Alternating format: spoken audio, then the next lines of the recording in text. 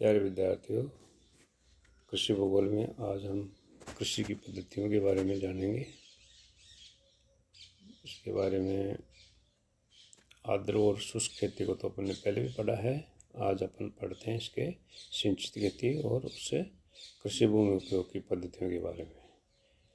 कृषि एक ऐसा व्यवसाय है जो मूल रूप से जलवायु की दशाओं से प्रभावित होता है। विभिन्न जलवायु खंडों व प्रदेशों में तापमान, वर्षा व आर्द्रता की विभिन्नता के कारण कृषि में विभिन्नताएं पाई जाती हैं। जलवायु की विभिन्न दशाओं के कारण संसार की कृषि पद्धतियाँ सारणी के द्वारा 4 प्रकार से दिखाई गई हैं। पहली आर्द्र खेती, जिसको ह्यूमिड फार्मिंग कहते हैं। दूसरी शुष्क खेती, जिसको ड्राई फार्मिंग कहते हैं। सिंचित खेती, इरिगेटेड फार्मिंग। और चौथी प्रकार का है कृषि भूमि उपयोग की पद्धतियाँ, यानी लैंड यूज मेथड्स कृषि के लिए, जिसमें अपन ने आर्द्र खेती और शुष्क खेती को पहले पढ़ा। आज पढ़ेंगे सिंचित क्षेत्र या सिंचित खेती। जिन प्रदेशों में न बहुत कम और न बहुत अधिक अर्थात सामान्य वर्षा की पूर्ति कृत्रिम सिंचाई के साधनों से पूरी की जाती है, वहाँ वर्ष में 2 फसलें ली जाती हैं। प्राय ऐसे प्रदेशों में वर्षा की निश्चित ऋतु होती है, जैसे मानसून प्रदेश, मानसून ऋतु। इसमें वर्षा की अनिश्चितता, असामयिकता तथा असमान वितरण के कारण कुछ कृत्रिम जलाशयों का निर्माण कर नहरों द्वारा सिंचाई की जाती है या कुओं द्वारा सिंचाई की जाती है।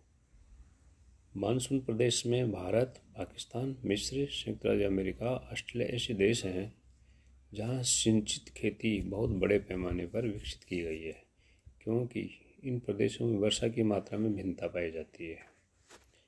जो अपन देखते हैं भारत में, कहीं बहुत ज़्यादा वर्षा होती है, बाढ़ आती है, कहीं सूखा रहता है, कहीं कम वर्षा होती है। सिंचाई के प्रमुख साधनों में नहरें, कुएं और तालाब होते हैं।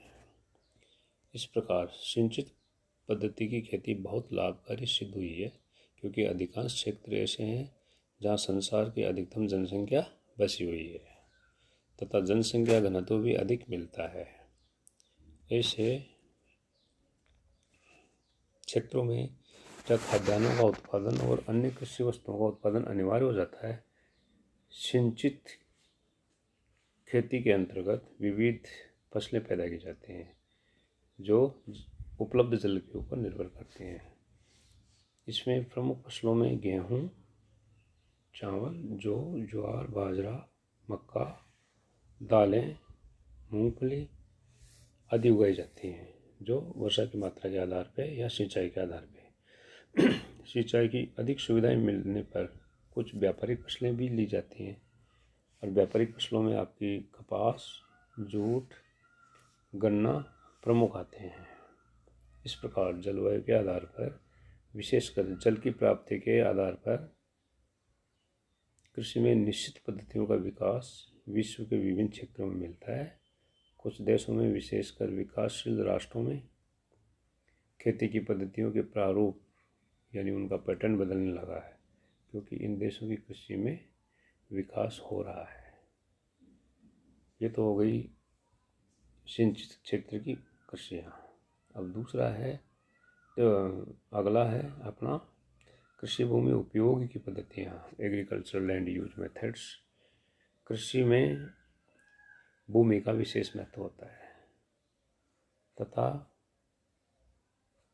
इसका उपयोग भी विभिन्न रूपों में किया जाता है। जमीन का उपयोग इस प्रकार एक क्रम व्यवस्था का विकास हो जाता है, जिसे हम कृषि भूमि उपयोग की पद्धतियाँ के रूप में देखते हैं।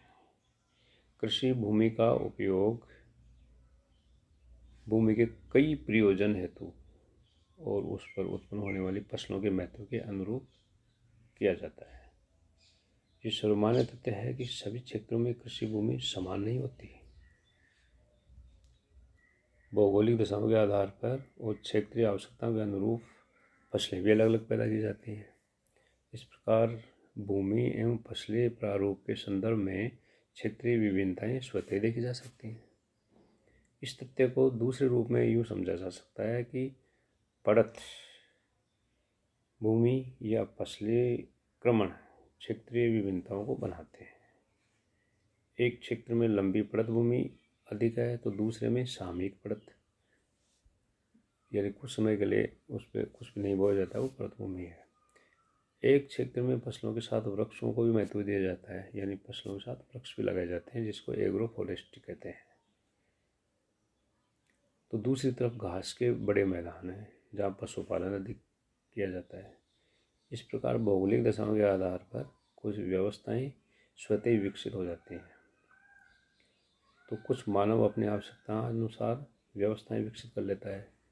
जैसे घास के मैदान जहाँ होते हैं वहाँ पे दुग्ध व्यवसाय अपने आप ही विकसित हो जाता है, क्योंकि घास के मैदानों में पशु पाले जाएंगे। अतः भूमि उपयोग प्रणालियाँ अपने आप में एक व्यवस्था है, एक सिस्टम है,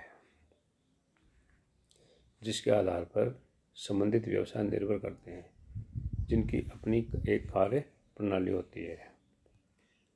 तो इसको अपने एक सारणी के द्वारा भी समझ सकते हैं।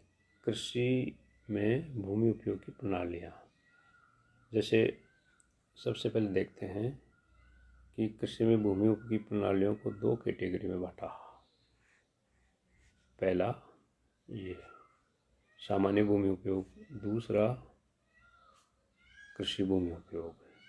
अब सामान्य भूमि उपयोग को लेते हैं। सामान्य भूमि उपयोग में आप क्या आएंगे, पर्वत, पठार, मैदान और ऊंची नीची भूमियाँ, ये सामान्य भूमि उपयोग में आई। अब दूसरी लेते हैं कृषि की भूमि उपयोग, जिसमें कृषि में दो तरह की पद्धतियाँ हैं। पहले फसल बोना और भूमि की पद्धतियाँ, जो भी मैं आपको बता रहा था कि किस तरह से यूज करते हैं वो प्रणाली को। तो फसल प्रणालियों में तो जैसे फसल बोई, वो ज़मीन हो गई। दूसरी प्रकार की हो गई मिश्रित फसल हो गई, जिसमें खेती भी हो गई और पशुपालन भी हो गया। अंतर फसलीय क्षेत्र हो गया, जिसमें बीच बीच में कृषि भी की जाती है। उपवन वाली फसलें हो गई कुछ ज़मीन पे। तीसरी अंतरिम और भारी भूमि हो गई। ये अंतरिम भूमि क्या होती है? ये अंतरिम भूमि वो है कि जिसमें किसान अपने समुचित खेत का एक भाग काम में लाता है, जिस पर वह हरी खाद का उपयोग कर सके। क्योंकि कभी कभी खाद पर्याप्त मात्रा में उपलब्ध न होने के कारण या अन्य आर्थिक कारणों से पूरे खेत में फसल के अंतर्गत भूमि का उपयोग करने में असमर्थ होता है, तो उस भाग को वो छोड़ देता है। अर्थात यूँ कह सकते हैं कि वह भाग बिना फसल के ही रह जाता है। इस प्रकार की प्रणाली का प्रचलन उन देशों में ज़्यादा मिलता है जो अविकसित और अर्धविकसित होते हैं। भारत और दक्षिणी पूर्वी एशिया के कुछ भाग, अफ्रीका और दक्षिणी पूर्वी अमेरिका के कुछ क्षेत्रों में, जहाँ समय समय पर किसान इस तरीके का उपयोग करते रहते हैं। वे क्षेत्र जो घुमक्कड़ पशुचारण के अंतर्गत हैं तथा कुछ स्थायी जीवन यापन करने लगे हैं, अपने विस्तृत खेतों के कुछ भाग में खाद देकर बीज डाल देते हैं और हरी खाद के अभाव में सीमित भाग में ही खेती करते हैं। बहिर्गामी या भारी भूमि वह होती है, इस प्रकार की खेती में अंतरिम भागों के साथ साथ भारी भागों में पशुपालन की व्यवस्था विकसित कर ली गई आजकल वैसे तो, लेकिन इस पद्धति के अंतर्गत किसान अपनी संपूर्ण भूमि का उपयोग फसल बोकर करता है, लेकिन आजकल पशुपालन भी करने लग गया है। यह उपयोग प्राय तभी संभव है जबकि पूरे क्षेत्र में मिट्टियों को उपजाऊ बनाने के लिए हरी खाद का उपयोग किया जाए। ऐसे क्षेत्रों में विभिन्न प्रकार की फसलों एक साथ या बदलाव के साथ ली जाती हैं तथा खेत का कोई भी भाग व्यर्थ नहीं रहने दिया जाता। इस प्रकार से बाहरी भाग में संपूर्ण भूमि उपयोग होता है और आंतरिक भाग में किसान अपने आर्थिक और अपनी खाद की मौजूदगी के आधार पर उपयोग करता है। कृषि पद्धतियों में कुछ क्षेत्रों में गहरी और विस्तृत भूमि होती है तो वहाँ की कृषि पद्धतियाँ अलग होती हैं। कुछ क्षेत्रों में पड़त भूमि होती है, कहीं कृषि वानिकी होती है, खेती के साथ वन भी लगाए जाते हैं। तो ये भूमि की पद्धतियाँ हैं। कुछ क्षेत्रों में फल और उपवन बगीचे लगाए जाते हैं और भूमि की पद्धतियों में जो शुष्क खेती होती है, जहाँ वर्षा कम होती है, उन क्षेत्रों में शुष्क कृषि की जाती है। इस प्रकार से खेती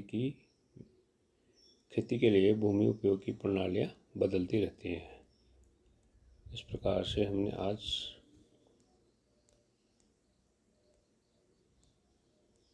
कृषि की पद्धतियों के बारे में जाना।